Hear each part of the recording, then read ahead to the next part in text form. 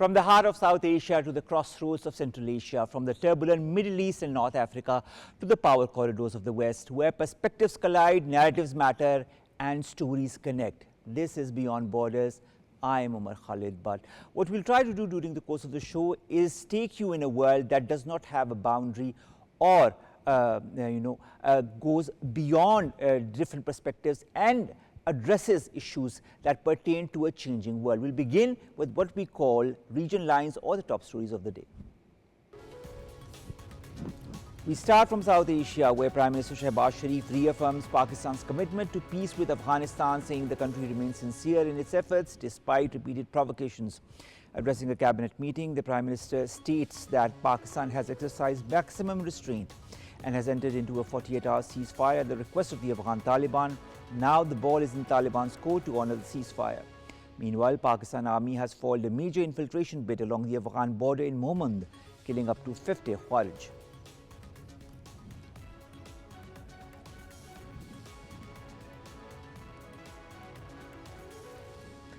Moving on to India, which appears to be caving into US tariff pressure, as President Donald Trump says Narendra Modi has pledged to stop buying oil from Russia.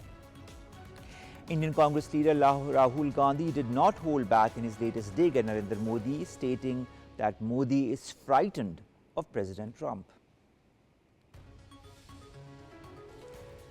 In Bangladesh, prosecution lawyers demand death sentence for fugitive former Prime Minister Sheikh Hasina in her trial for crimes against humanity. Hasina has defied court orders to return from India, where she fled last year, to face charges of ordering a deadly crackdown in a failed attempt to crush a student-led uprising. And finally, moving to the Middle East, where the Gaza ceasefire hangs in the balance as Israel demands the return of all 28 captives remains before advancing the peace plan, while Hamas says it needs specialized help to recover bodies that are still trapped under the rubble.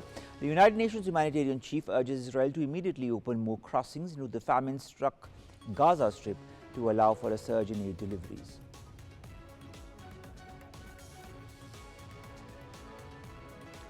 Finally, US President Donald Trump has confirmed a report he authorized the CIA to conduct covert operations inside of Venezuela, provoking outrage from the South American nation's leader. Speaking at the White House, Trump says the US is looking at land as it considers further strikes on drug cartels in the region. US forces have already conducted at least 5 strikes on suspected drug-carrying boats in the Caribbean in recent weeks, killing 27 people.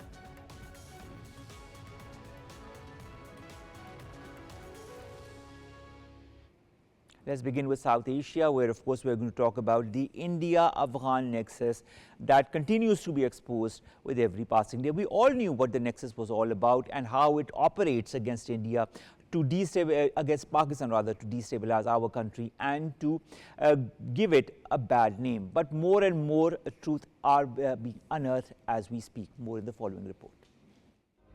India has long exploited Afghan soil to orchestrate and fuel terrorism against Pakistan.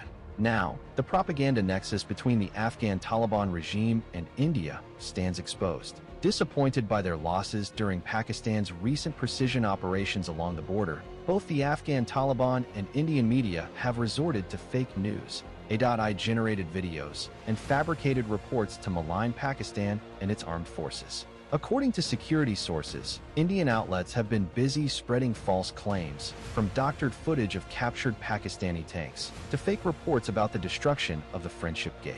But the truth is clear. The tanks shown in the viral videos were Russian-made, already in use by the Afghan Taliban. The Friendship Gate remains intact, firmly on Pakistan's side of the border. The IED explosion, which occurred inside Afghanistan, was planted by the Taliban themselves. Even a recent explosion in Kabul, falsely reported by Indian media as an oil tanker blast, was in fact the result of Pakistan's precise counter-terror strikes against terrorist hideouts. Indian propaganda didn't stop there. Their media even declared a North Waziristan citizen, Adil Dawar, as a martyred Pakistani soldier. But the truth surfaced when Adil Dawar himself appeared in a video, debunking the lie and exposing the fake narrative. These major falsehoods clearly exposed the coordinated India-Afghan Taliban disinformation campaign, a dangerous effort to mislead the world and destabilize Pakistan. But while India wages an information war built on lies, Pakistan responds with truth, action, and evidence. In recent days, Pakistan's security forces eliminated over 80 Khawarij militants, all linked to Indian proxies in decisive operations. Meanwhile, in a recent report presented to the United Nations Security Council on July 24, 2025, the UN monitoring team provided irrefutable evidence of terrorist safe havens inside Afghanistan. According to the report, Afghanistan's interim government is giving free rein to terrorist groups, including Al-Qaeda and the TTP Khawarij, which pose a grave threat to regional and global security. Roughly 6,000 TTP fighters remain active and well-armed on Afghan soil, and several training camps linked to Al-Qaeda and the TTP are operational across 6 provinces with direct ties to Taliban collaborators. And as always, Pakistan will act, not with fabricated footage or manipulated headlines, but with decisive strikes against terrorism and unwavering commitment to regional stability. No amount of fake propaganda can overshadow Pakistan's resolve to defend its sovereignty and regional peace. We've been joined in the studios by Farhan Bokhari Sahab. He's a senior analyst. Thank you very much, Farhan Sahab, to have joined us. We've also been joined online by Air Commodore retired Khalid Chishti Sahab, who's also a defense analyst. Thank you very much, sir, to have joined us. Seeing you after a very long time. Hope everything is fine at your end. We'll begin with you, Farhan Bokhari Sahab. India's strategic propaganda machine has now started to use the Khawarij, the Afghan Taliban, for its malicious designs. Is this a trend that is going to be more in the making in the coming days and months? It's already been the case for a good few months, going back to May 2025, this year. Just very recently, I think it was yesterday or maybe the day before, it was yesterday when President Trump once again repeated the 7 fighter planes something lost. that India denies to this day. But India keeps on denying that. And I think the Indians have decided to go all out on the propaganda war against Pakistan. In this case, unfortunately, Fake propaganda. Fake propaganda. And in this case, unfortunately and tragically for the Afghans, especially for the Afghans and also the Pakistan, the Taliban in Afghanistan, in Kabul, have decided, at least in this instance, to go against Pakistan. This is so very tragic for themselves, because Pakistan has taken a position. Pakistan has drawn an absolute red line, and Pakistan has now decided that the red line will not be violated. As opposed to that, what do we get for from the Taliban in return? Pakistan's hospitality, dating back to more than 45, 46 years, 79, 1980. From there on, the story continues. All that Pakistan has done for the Taliban in the 1990s, at the peak of the sanctions in the 1990s, the Taliban were able to convince different Pakistani leaders to at least allow them to bring their families here, medical care, other elements of humanitarianism. And Pakistan opened its doors in a very generous way. And look at what Pakistan gets in return. Lesson learned for Pakistan, Farhan Bokhari Sahab. Absolutely, and I hope this should be an eye-opener for many of those in our country, in Pakistan, who continue to turn a blind eye to what the Taliban are up to. This is very, very tragic. Unfortunate and tragic at the same time. Khalid Chishti Sahab, coming to you, I'd like to understand, didn't we teach a lesson to India a couple of weeks back? Is it the fact that they have yet not digested the fact that they were badly defeated on all the different arenas, whether it be on the strategic arena, on the military arena, or on the diplomatic arena, and this is why they are resorting to such malicious propaganda involving now the Afghan Taliban as their main tool? Thank you very much, Mr. Omar, for inviting me, and good to see you after a long time. I must add here that Indians, what they faced in May this year, probably that was far worse than what they expected. They probably underestimated Pakistan, especially on 2 fronts. One was the capability that we have. The other was the intentions of resolve and the determination, but what we can show up. Probably on both the front, they were unpleasantly surprised. We, Alhamdulillah, and I can talk more specifically about Pakistan Air Force, huge capability they had developed, Pakistan Air Force had developed in the last 4 years.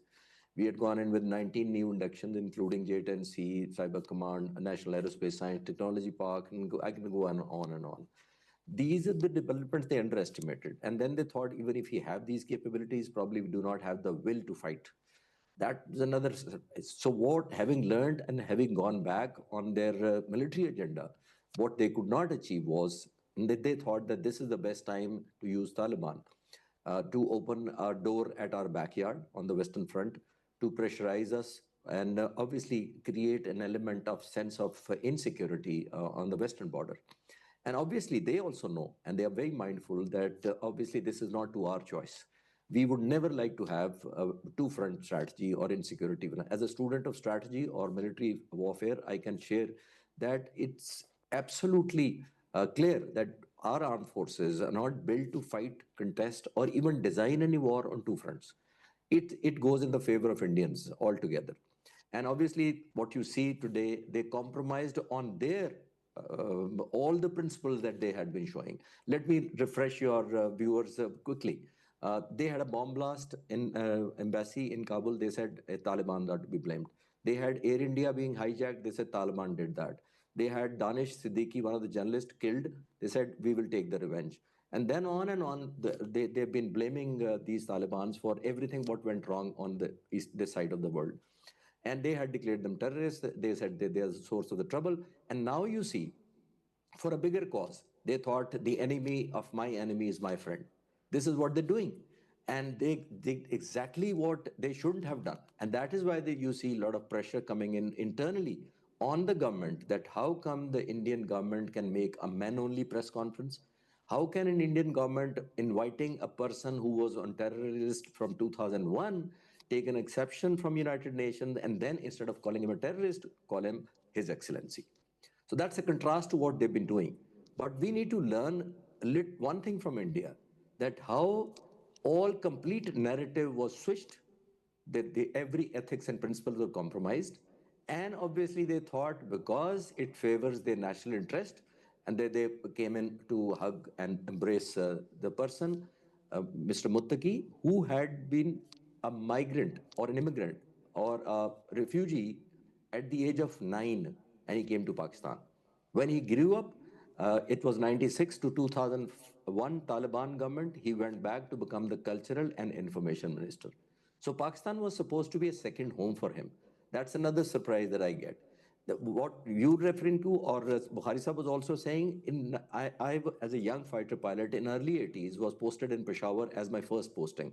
What we were supposed to do in those days as a primary task was, Soviet Union had taken over Afghanistan. Soviet fighter jets were in the area. They used to come and bomb these camps and hideouts of these Mujahideens and these refugees. We were tasked to get airborne and challenge these fighter jets from one of the superpowers, two of the superpowers, obviously. Soviet Union was one of the time. Go and challenge these fighter jets. And later on, the history is a witness that during the next 10 years, we shot down 9 of their fighter jets. We were extending that kind of love, care, and support, and kind of brotherhood sentiments that we used to display. But unfortunately, you see on our border, the reciprocation has been far more less, and no comparison to what we had extended. All right. All right. Farhan Bokhari Sahib, in your point of view, what are the geopolitical or geostrategic interests that have led to India colluding with the Afghan Taliban to destabilize Pakistan? It's simple, which is you try to corner your enemy, in this case, Pakistan being India's enemy from their point of view. So you go around finding actors who are ready and willing, possibly likely for some money and material benefits, who are likely to do your bidding. It's as simple as that. And that is what the Afghan Taliban have fallen for. Without understanding, without appreciating the broader scheme of things, You can never change your neighbors. Pakistan and Afghanistan have a common border. India is somewhat of a distant country. It doesn't border Afghanistan. So why should the Taliban go out and really respond to India's bidding is beyond me. Also, let's not forget, this is what Air Commodore Saab just said. Let's not forget, Pakistan has a long history of coming on the side of the Taliban and before them the Mujahideen at the cost of endangering our own country. Because the Soviet Union, former Soviet Union, was right on our doorsteps back then in the 80s. The horrible scenario of Pakistan being attacked directly one day by the Soviets, a Soviet invasion of Pakistan. These were lines that people discussed amid huge big fears for the future of Pakistan. And look at what these people are giving us in return. What a sad state of affairs, that's all I can say. But you know, the fact is that the Afghan Taliban refuse to understand or listen. In fact, they go and sit in, as we talk about the Godi of the media, the Godi of the Narendra Modi government. Modi and Godi. Yes, they go synonymous, you know, they go hand in hand, let's put it that way. Khalid Chishti Saab, I'd like to understand all of this fake propaganda, AI generated and otherwise, whether it concerns a tank, whether it concerns gates, and how the Indian media has been lapping it up, and how the Afghan Taliban have been lapping whatever the Indian media has been, you know, putting out front. That is all based on lies. This collusion of the Indian media and fake propaganda and the Afghan Taliban. Has the world understood the reality of all of that, or does it still continue to play in their hands? I think it's a mix of both. Why? Because India has a self-assured place in the IT sector. This year, they are supposed to earn around $280 billion from the IT sector alone. They carry 55% of the globe outsourcing in the IT sector. So probably this tells them, or this qualifies them for something nefarious, obviously, and they think that whatever they plan through fake medias, the AI-generated videos, and the propaganda and the narrative building, I think they believe that it is fair to use their technological genius minds for this purpose, which is probably... the world has moved on, Umar Saab, I must add here. The world can differentiate between the right and wrong. Everybody has the satellite access to the country-wise, I'm saying. Countries have satellite access, people have mobile in their hand, they have digital devices, they have television screens of hundreds of channels. If one television does not satisfy their curiosity, they switch the channels and they can switch to any global channel. I think the times have changed. The Indians should realize it's no more the time of propaganda, the digital warfare. This is what they tried to do in May 2025. A few glimpses and and without any substance. Where they were beaten, they are not taking the refuge, or not even taking the support of the digital footprints. What happened to them on May 6 and 7? They never came out. The air chief comes back after 90 days on 9th August and comes back, said we shot down 5-6 aircraft. Another 2 months down, 5 months to the incident, comes out, we shot down 10 or 12 aircraft. Were they shooting the aircraft or were they shooting the ducks? So they already lost the credibility in the eyes of the world. I was following the global media in those days. None prominent newspaper, digital platform, or a television channel showed up his narrative. It is the fourth largest air force, almost talking about we shot down the enemy 10 or 12 aircraft. But they did not even make a mention of it. Why? Because they lost the credibility overall. So when they lose the credibility, and I think they thought they couldn't do it for themselves, they better do it for the good friends, newfound friendship. They found it after decades of these. And unfortunate part, we must not forget here that Afghanistan has been a cash-starved country. It does not grow anything. It does not have an industrial setup. It does not have any technology available to themselves. The only source of the revenue, you can say, or the cash that they get, is through cash and carry concept. You bring me a cash and I will carry me to anywhere that you want to. So this is a kind of unfortunate rent on terror on rent. This is what India is finding it way easy to capitalize and exploit. Why? Because what they couldn't do it through military might, they probably think that we can just fund it and get it done across the border and obviously create Pakistan trouble on both the sides of the border. But that's so unfortunate. All right, but that's unfortunate, and that's at least what I can say, because this alignment that the Afghan Taliban are beginning to involve themselves in with India is going to have consequences, global and regional, and that is what we will also see in the coming weeks. What other dimensions of this strategic alignment is going to be unearthed in the coming days and weeks? Farhan Sahab, I'd like to also understand. I was talking about the strategic, alliance of whatever kind that we are seeing between the Afghan Taliban and the Indian government, the Indian media as well. In your point of view, how is it going to impact Pakistan's regional security? Pakistan has to keep a watch on its interests, as it's already doing 24/7, because this is the new kind of framework, the new face of the threat. The Indo-Afghan, the new normal, if you may, of Indo-Afghan collusion. But let's not forget that Afghanistan is also a very diverse country, and I can't imagine that the Taliban in Afghanistan have the broad support of people within their own country. All right. This is a complex matter. And within Afghanistan too, I'm sure there are lots of people who are now probably questioning the direction that the Taliban have taken. Also the logic of this direction, because after all, how long, how far can the Taliban sustain this is a major question. True. Very soon the harsh, cold winter is going to set in large parts of Afghanistan, and the Afghans will, and Afghanistan as a country will have to rely on certain essentials on the import side. Imports that come almost totally from Pakistan or by Pakistan. So those are compelling questions that they have to address. Compelling questions that need to be addressed. Another compelling question that I need to address, Khalid Chishti Sahab, concerning this very topic is, in your point of view, to which extent are these border clashes and military activity also being used as a proxy background for India-Pakistan rivalry via the Afghan territory?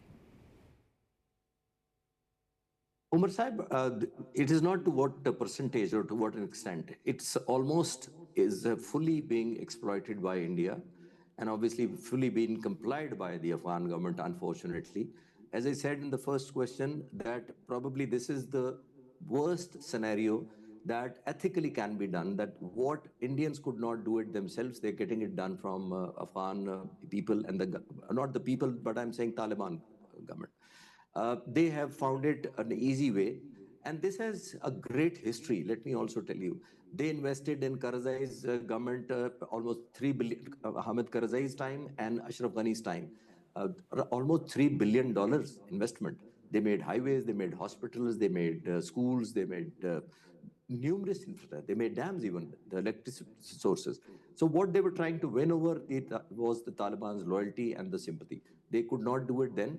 And then, as I said, they switched to all the principles and obviously making a kind of U-turn in the simple words to what they had been following. And that is why the world is strangely looking at them. This is a person who was terrorist on the list and now being called His Excellency. So this is a huge contrast.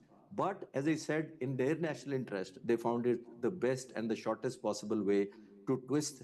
Let me add also here, Umar Saab, that as a student of strategy, this is not to our choice.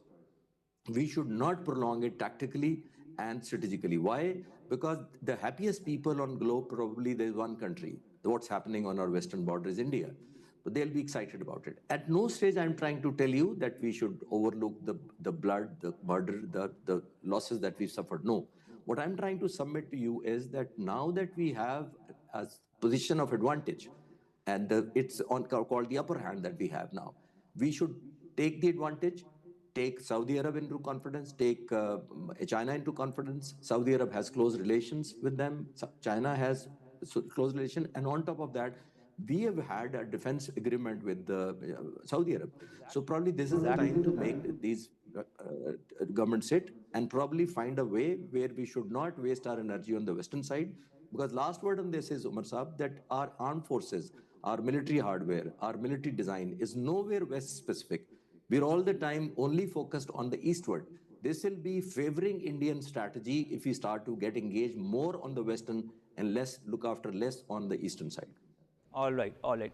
Let's also talk about the Indian strategy, and that brings us to mind my second story of the day, and that concerns how the Indian side is so-called, I mean, as per as at least the recent statements are concerned, kneeling down in front of the US. Donald Trump himself has said that India is going to change its strategy and is no longer going to buy oil, the same oil it was buying and selling to other countries, the crude oil it was buying from Russia and then selling to other countries. Donald Trump indicates that this is going to be put to an end.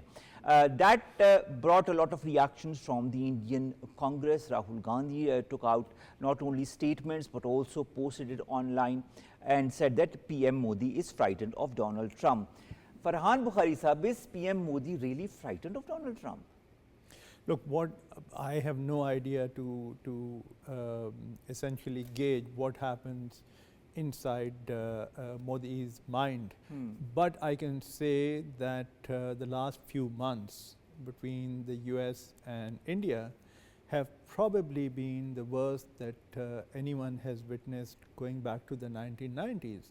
After all, this is a country that to which the United States extended lots of good favors. The civilian nuclear program, for example, which was such a huge contradiction even around US policies, because here's a country which is a declared nuclear power, which is really should be treated at the same level as Pakistan, and yet Pakistan was denied the same capability.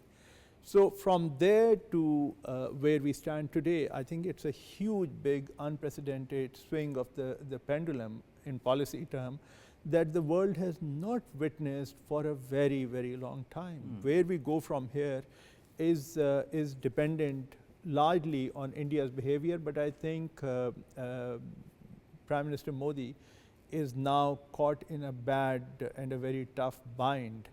And whatever direction he heads, there'll be some or considerable political cost to and the repercussions that will be implicating his government and the future of his government as far as we see and the world sees as well. Chishti Saab, I'd like to also understand, I mean, I'd like to add to what Rahul Gandhi Saab said, and he said Modi is frightened of Trump because he allows Trump to decide and announce that India will not buy Russian oil, then keep sending congratulatory messages despite repeated snubs, cancelled the finance minister's visit to America, skipped Sir Sharma Sheikh, he's talking about Narendra Modi, doesn't contradict him on Operation Sindoor. India's so-called strategic autonomy, is this merely a tool of our opportunistic diplomacy that switches loyalty when it suits the economic benefits? Umar Saab, if you recall May this year, 2025, American president came up on the media and said, I asked both the countries to stop the war and do the trade. Otherwise, you will lose the trade. Now, what was he talking about, and which country in particular was he referring to from the trade perspective? India has about $145 billion of trade annually with US. Out of that, it's approximately $30 billion in favor of India. It exports more and imports less. Pakistan has only about $8.5 billion annual, though this is more than 20 times trade that India is doing with the United States. So you can see what are the stakes of India and what are the stakes of Pakistan. When American president says, I threatened them that I will impose sanctions on the trade, it was not, which was Pakistan under crisis because of that. And India also has about $135 to $140 billion trade with Europe. So imagine if President Trump gets annoyed, the Europe probably will also have a kind of change or tilt in the stance towards India. So India had a lot to lose. That's number one. And he had been using that pressure since then, obviously. It had to work someday. It was only a matter of time. As a student of strategy, it was not a moment of possibility. I was looking for that when will India come to this pressure? And that time has come now. Because it's not only the trade. they have a military ties also. And by the way, when they were saying that we were helped by China for military hardwares, India had been helped by many countries. Because let me take you gradually to US. They had S-400 from Russia, drones from Israel. They had Rafale and Mirage 2000 from France. They had Chinook helicopters and C-130s from America. So it was their military hardware also. Let me also add another factor which people may overlook. They have under production Tejas fighter jets as compared to JF-17 Thunder. They have not been able to get the engines from US still. They are still hoping that US will release or approve the supply of the engines for those Tejas aircraft. In last 40 years, since 1985, since the project started, 40 years down, they only have 40 Tejas. 1995, we came back, Pakistan Air Force came back 10 years later, after the India had gone for Tejas. In 1995, we thought of making JF-17 Thunder, and in last 30 years, as compared to 40 Tejas, in 40 years, in 30 years, we have more than 200 JF-17 Thunders operating in our Pakistan Air Force. So they are still confused. They are still dependent on American approval for even the Tejas engines. That is why it's not the engine alone. I've just added a few examples to share with your viewers that India was under tremendous pressure because the stakes were very high. When you have so much in stake, the military hardware, the economic, and you have other ties, the trade ties with them, obviously, as I said, they had to succumb to it. It was only a matter of time. That obviously, I think India is a big country, but showing grace, they should have done it gracefully instead of waiting for this moment that President Trump continues to tighten the screw. And obviously, a time comes when they find themselves against the wall, and they have to succumb to the pressure and agree to what the American president is saying. I think should have been done long time. It was not a matter of chance. It was a matter of time only. All right. Should have been done long time back. It's not a matter of chance, and I think that's a very important point and a valid point that you've raised. Farhan Bokhari Saab, India's duplicity is quite apparent when it comes to Pakistan and its machinations concerning Pakistan. But India's duplicity when it comes to Russia and the US, how do you see that under the current context of the Donald Trump pressure that is being put on India? On the one hand, India so-called has relented to the US, but on the other hand, India continues to appease Russia as we speak.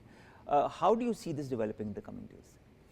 It's very hard to know for certain, but I think at the very least, India has been very badly exposed. True. Because its relationship, India's relationship with the former Soviet Union, then Russia, has a very long history.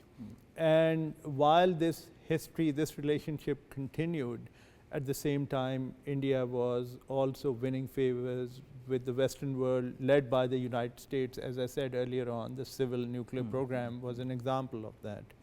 So where it goes from here is, I think, is something which is surrounded by big questions, because if it a lot of muddy waters. Yes, if it decides to substantially scale down the relationship with Russia, which it probably needs to, if it wants favors from the United States, there'll be a cost to that, not just in economic terms, but also in political terms. On the other hand, if it continues to keep on defying the US, President Trump, then India will have to understand, will have to live with more challenges, bigger challenges beyond what we've witnessed so far.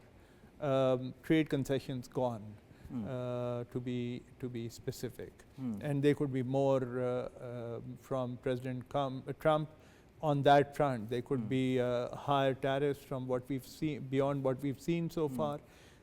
There could be other kinds of punitive action. Where this goes, I have no idea. We don't know. It's so murky. It's so unclear as to where all of this is going. But anyways, things are moving as we see them moving, and Donald Trump is saying what he is saying, and that we need to take that for granted as well. Khalid Chishti Saab, I'd like to understand. On the one hand, you've got India, that, as per Donald Trump, is kneeling down or has relented to stop the purchase of crude oil from Russia. On the other hand, do you see India, on the one hand appeasing the US, but on the other hand also continuing to work with Russia and other adversaries of the US in the coming weeks, whether it be on strategic affairs, whether it be on regional alignments, and what kind of impact is this going to have on this very region where we stand? I think India is obviously they'd like to play their cards very smartly. Obviously, they would not like to switch all of a sudden. It is not that either you are this side or that side. Probably it's matter of a realization that the Indians have realized that standing alone on the side of Russians at that too at the cost of oil may not be a viable option. And let me also remind your viewers that even China is buying a very discounted oil from Russia because the Chinese economy is huge. Obviously, Americans cannot afford them to pressurize to that extent. So they have probably used India as one of the tools to pressurize and kind of exert a symbolic pressure and to show others. Another factor we should not forget is that President Trump is also not happy because the India has been a pioneer country in the BRICS.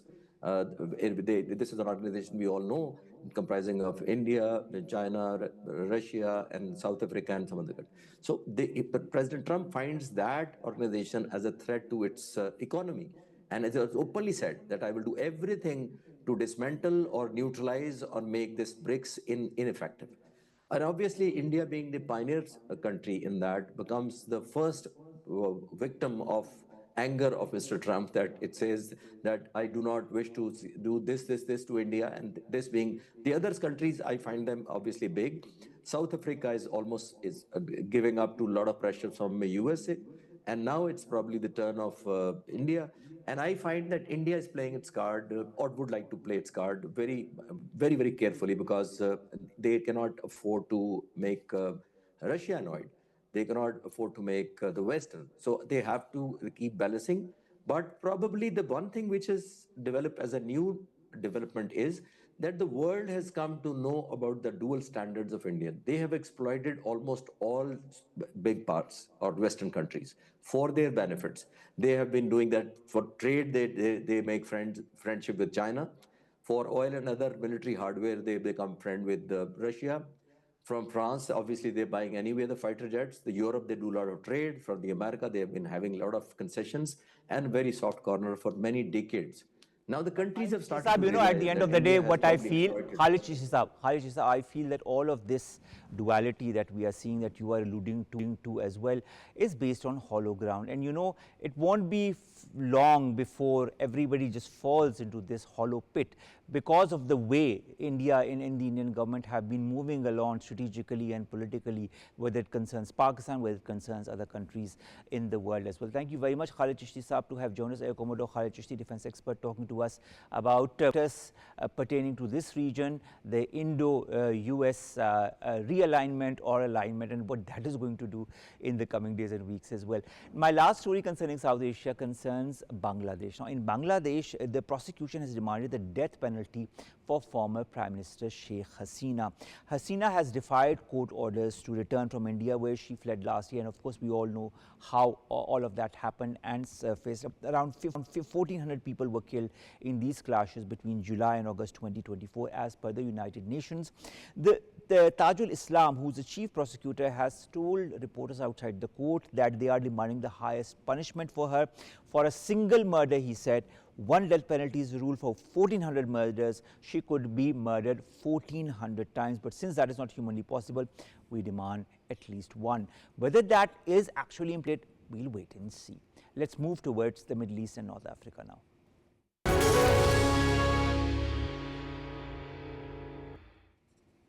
When it comes to the Middle East and North Africa, the first thing that comes to mind, of course, is what is happening in Gaza. The peace or the truce between Hamas and Israel is in place, but Israel is defying that in whichever way possible. And now is also there are threats from Israel and from the US as well to resume the Gaza bombing on one pretext or the other. And that, you know, shows a very unstable picture of what the future has in store, specifically when it comes to Gaza and the peace process is concerned. More in the following report. Israel's latest threat to resume fighting in Gaza has drawn international concern, as Palestinian officials and humanitarian agencies warn that renewed violence would further devastate the already shattered enclave. U.S. President Donald Trump has also warned that he may instruct the Israeli military to resume fighting in Gaza if Hamas fails to fully implement its part of the ceasefire deal. Under the U.S.-brokered ceasefire, Hamas has released all living Israeli hostages and returned several bodies, fulfilling its commitments despite immense challenges caused by Israel's relentless bombardment. The group said it requires special equipment to recover more bodies from the rubble, highlighting the scale of destruction in Gaza. Meanwhile, the United Nations has urged Israel to reopen all border crossings to allow food, medicine, and essential supplies into the territory, where famine and disease continue to spread.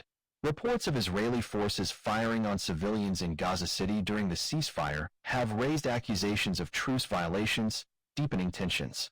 As far-right Israeli ministers threaten to cut off aid, Palestinians insist the ceasefire must prioritize humanitarian relief and reconstruction. Despite mounting pressure, Gaza's people continue to hope for lasting peace, justice, and dignity. Now, the recent statements by Donald Trump as well as the Israeli Defense Minister are disturbing to some extent, unnerving to another. But the fact is that it puts this whole context of the peace process in Gaza not at a standstill, but leading to a lot of question marks. Farhan Bokhari Saab, these renewed threats to resume hostilities, do they reveal a pretext of some kind to derail this fragile US brokered ceasefire? I think most of all, these threats reveal how delicate, how tenuous this entire situation is. That you drop of a hat, something happens, there's a reaction to that, and suddenly we're back to square one, because this is very early in the day after a very hard won ceasefire. So I think we have to keep a very close watch on this situation. Of course, given that there have been more than 70,000 documented casualties on the side of Palestinians, and by some accounts, many more. So these Palestinians have already paid a very heavy price. And anyone in their right minds should really now try to enforce the ceasefire to make certain that it remains in place.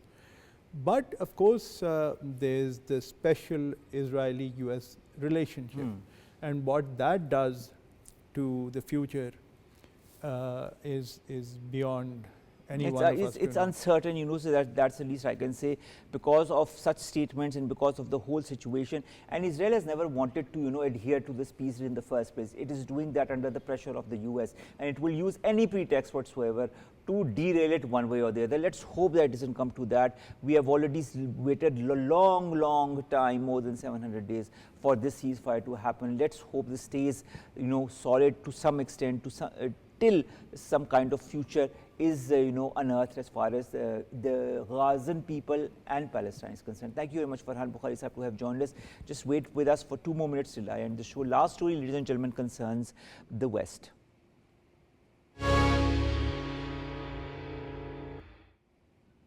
Now, whether you call it an interesting story or a strategic story from the US's end, but Donald Trump is considering strikes on lands against cartels in Venezuela.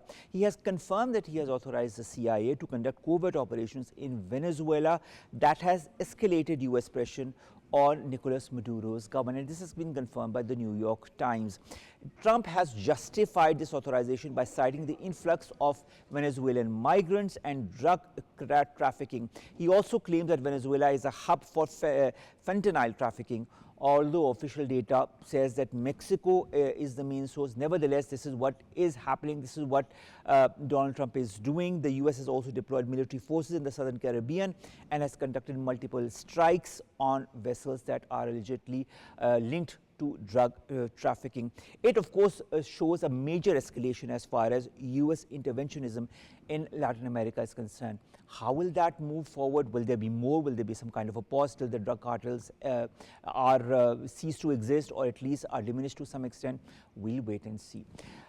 This, ladies and gentlemen, brings us towards the end of today's program. It's the last program of the week. We try during the course of the show also is to understand, to decipher, to make you understand also along with ourselves what is happening across the world in different parts of the world, and how those can affect the realities or maybe contour the realities of what the world or the people look at as far as their future is concerned. Let's hope the future remains bright. Let's hope the future remains rosy to some extent. We'll work collectively towards that as a goal.